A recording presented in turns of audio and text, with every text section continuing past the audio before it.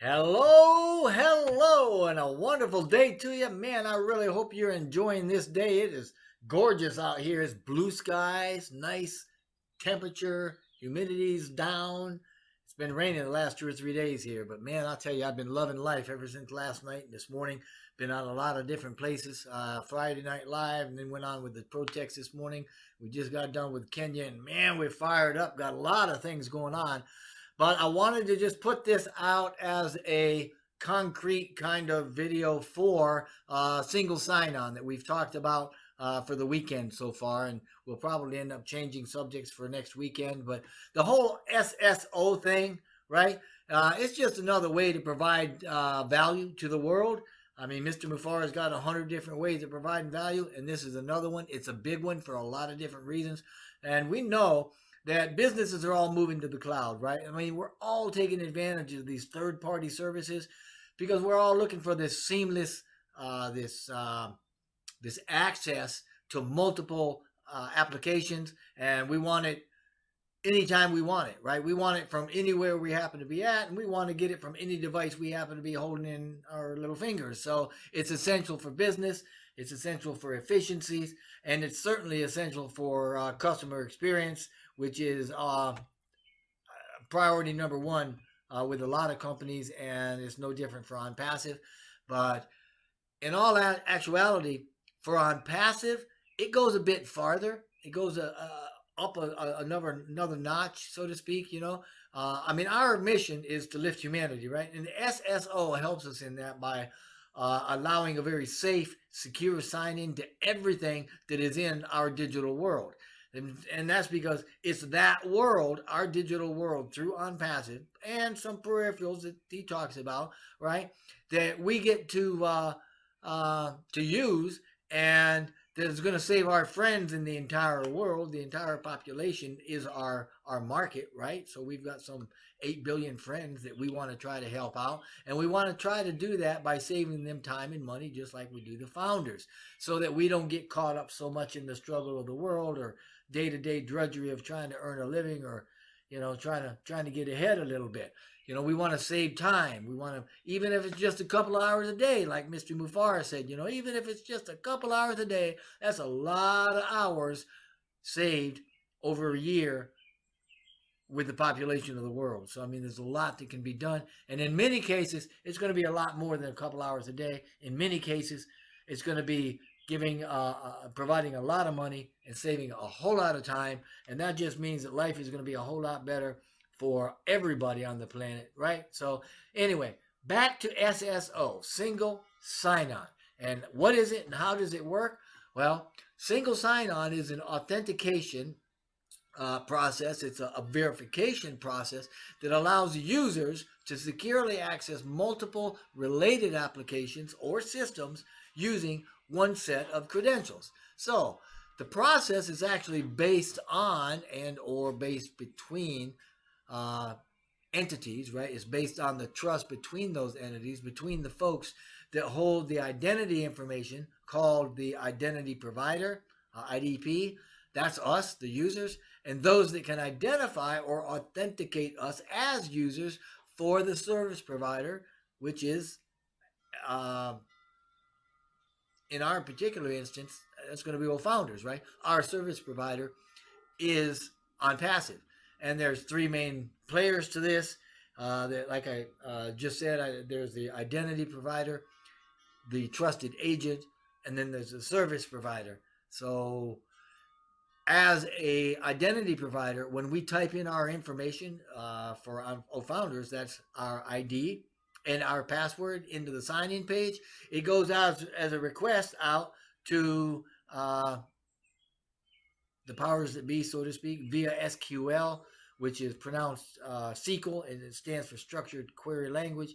You don't really need to know all that, but it is structured in that it uses a specific syntax, which can include words like from or where, and signs like equal or greater than, and it's a language, right? It's a query in that it asks for specific types of information, and it's a language in that it's written in a form understandable to computers, right? It's called computer scripting language. And scripting languages are they're a specific type of computer language that you use to give instructions to software. This particular the way it works is to interpret and execute one command at a time. Think of website browsers, web browsers. That's a good example of this kind of technology or language. Anyway, getting back, sorry about that. Getting back, as an identity provider, when we type the information in to sign on to the page, it goes out for a request for verification of that user identity.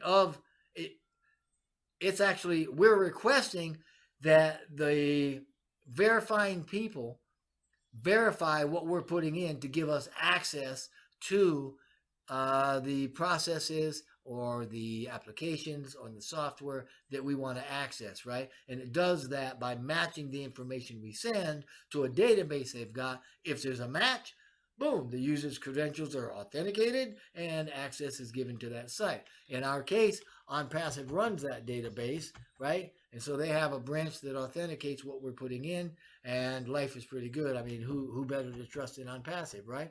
But the main purpose of single sign-on is to give users the ability to safely and securely log into apps and resources inside a trusted group.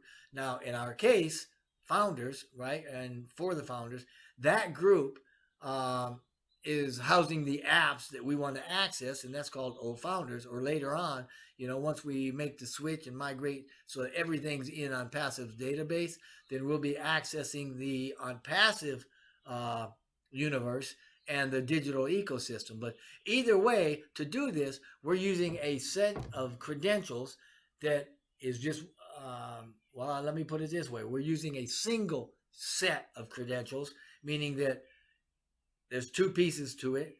Actually, there's three if you really get technical. There's your email ID, there's the password, and there's also a time configuration for the session. But I'll get into that. But that also goes into the 6-digit code that we use. I'll get into that a little later. Anyway, for the single sign-on, there are a lot of benefits. First of all, it makes things really, really easy. Employees, customers, founders probably don't want to take a lot of time memorizing a bunch of different credentials, right? Logins, passwords, those sorts of things for multiple applications. With SSO, we don't have to because we're not signing in multiple times. One time, done and done. It also saves money. What if our IT folks all had to support multiple app sign-ins for setting up, for switching, resetting passwords, lost passwords, crazy stuff, right? That takes a lot of time, right? There was a study that was actually done that showed over 50% of all help desks calls were due to password issues.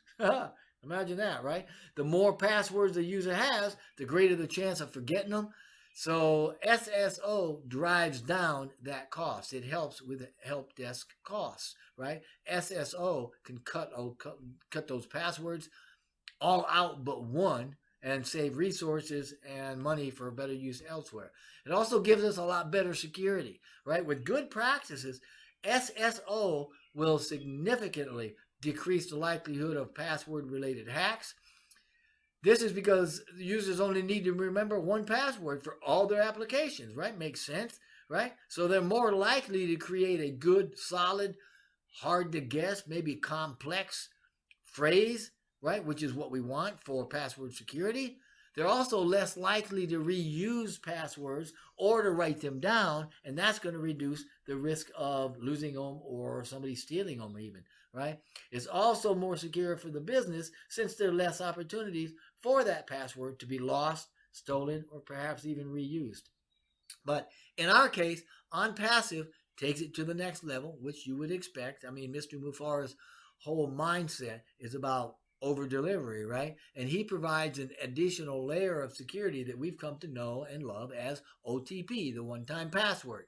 Now, with combining SSO and the one-time password that follows it immediately, we enter into an area called multi-factor authentication, MFA. And that's when you add them together, we qualify for that because it simply requires that a user, us, logging in, provide at least two pieces of evidence to prove our identity to log in.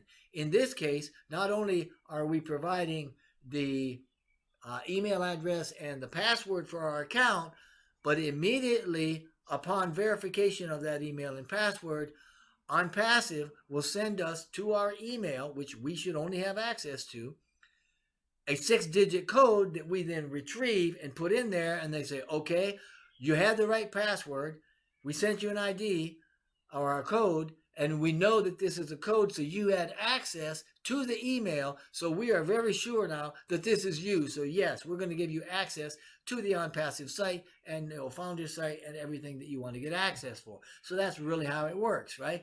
And this code can be delivered a number of ways, but obviously we do it through email, and I, for one, am extremely glad that Mr. Mufareh has seen fit to incorporate that extra level of security. I would have it no other way. Again, SSO is also better because it gives us a very enhanced, heightened, much better customer experience. I mean, how could it not, right? It makes everything so easy that it's like one password and you got access to everything.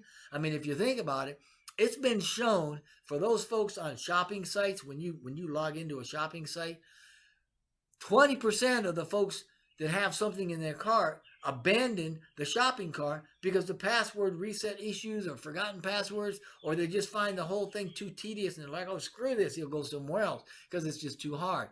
That's a lot of jack left on the table, man. So SSO helps with that as well. And I'm pointing to that as a way for you to see also that SSO will help with a great many other things, right, that turn into something that's going to be very good for you, such as customer loyalty, higher conversion rates, enhanced brand visibility. That should be important to you because Onpassive is branding you, not Onpassive, right?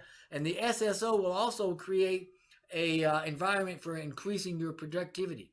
Not only as founders for running whatever you're doing, but for employees in general, right? Single sign-on increases productivity by reducing the amount of time that's spent signing on and managing all these passwords, changing and resetting passwords, not to mention trying to remember which of these are for what and where did I put them last and yada, yada, yada, right? That wasted time really adds up.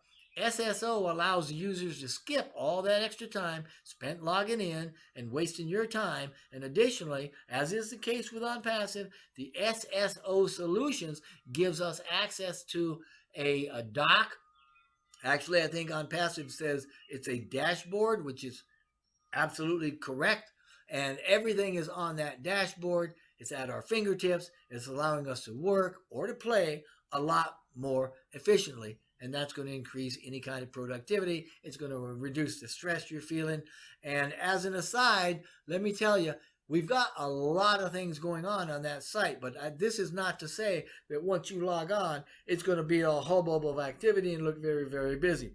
No, Mr. Mufareh and the tech team have gone to great pains to make sure that that site is clean, fresh, and easy to use. So when you consider having a single sign-on at one location, right, that allows access to every platform and every product, including a global marketplace, that's important, right? Now think about that for a minute, because as founders, we have the potential to earn from every transaction that happens anywhere within Onpassive.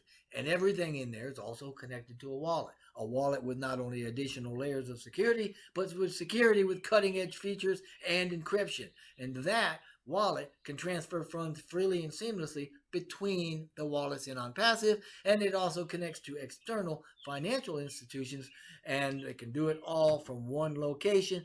That should probably make your head spin. So I'm going to let that go right now, and I hope you got something out of that. But I do want to say, hey, go to onpassive.com. You're going to see that we launched a brand new website again. The graphics and layout is spectacular, and it's going to be shortly replicated to us all. You know how Mr. Mufareh does, right? We'll get links to it. So please go to onpassive.com and navigate through it. Check it out because it's time now to ramp up the production. You're going to see new links and such for Odoodle and Booking and My Life and Host and a host of others.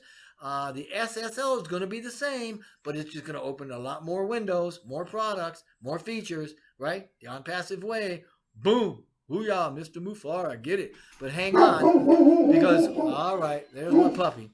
But things are moving. Now, in another week, we're going to have another new website, and it's not just going to go away. We're going to keep compounding these things. The blog has changed, too. And in a week, it's going to be new. That's how fast things are changing. And speaking of which, the founder's position's coming to an end. Remember to log into 360 next week to hear what is going to be happening with that.